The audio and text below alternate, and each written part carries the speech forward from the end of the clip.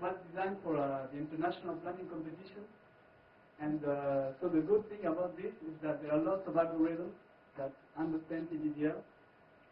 And so we start playing with the winning algorithms and to generate plans and start comparing them, because in our particular domain, I don't know, we had to see how those plans work. And now I'm going to spend a little bit of time of describing in more detail what this PDDL language is. And in PDDL, the objects are types, and actually this is very good, because compared to languages without types, it really reduces the complexity of the search. So when you start instantiating the actions and the predicates, you only put the object of the correct type there, and it makes a huge difference. So the types that we have are these: network, host, port, application, agents with different privileges. And then we have a lot of types for the UX information, which is something that we need to do. We need to know with a lot of detail. And the assets that I told you in our model, so the things that you need to obtain in PDDL, it is translated as a predicate. So this is an example of a predicate. For example, this tells that the variable S, which is of type host, is connected to N, which is of type network. So this is connected to network. IP connectivity is between a source S and a target T, and both are hosts. I don't know, TCP connectivity, you have two hosts, source and target, and the port, the TCP port.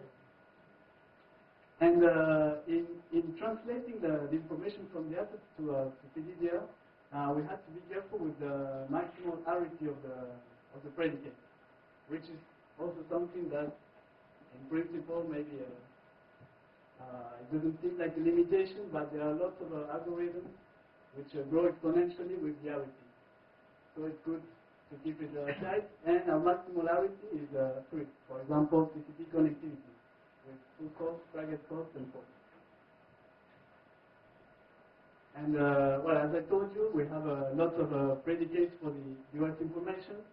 So we want to know the more precisely that we can, which version, which edition, which service pack of the operating system have improved, also the architecture. And this is an example of an action. So this action is called IPConnect. So you have 2 parameters, the source host and the target host, and then you have the precondition. And here the precondition is one AND of different things. So you need the source host to be compromised, so enable to connect from there. And you also need that there is a network N such that the source and the target are both connected to that network. So one interesting thing about this action, I wanted facility to this PDDL language. And the effect, if the action is successful, is that you have IP connectivity between source and target. So here I have another action, quite similar, TCP connect. You have the source, the target, and the TCP port. And you need the source compromise to have IP connectivity, and that the target is listening on port P. So the result is TCP connectivity. And this is an example of an exploit. This is the OpenView remote buffer exploit, and the parameters are source and target, and then you need the source to be compromised, the target to be a Windows Professional, Service Pack 2, Windows XP on i386 architecture, and it has to be running the OpenView service on port 5063. And if it works, it will install an agent with high privileges, and the mean running time is 4 seconds for this exploit. And actually, this exploit works for different operating systems. It works for this one, but also, for example, for Solaris. So we model this as a different action. And so we have another action which is basically the same thing, but it requires the OS to be Solaris version 10 on architecture on Sun 4U architecture. And the exploit on different configurations won't have exactly the same characteristics. Here, for example, it will take a little bit more time to execute.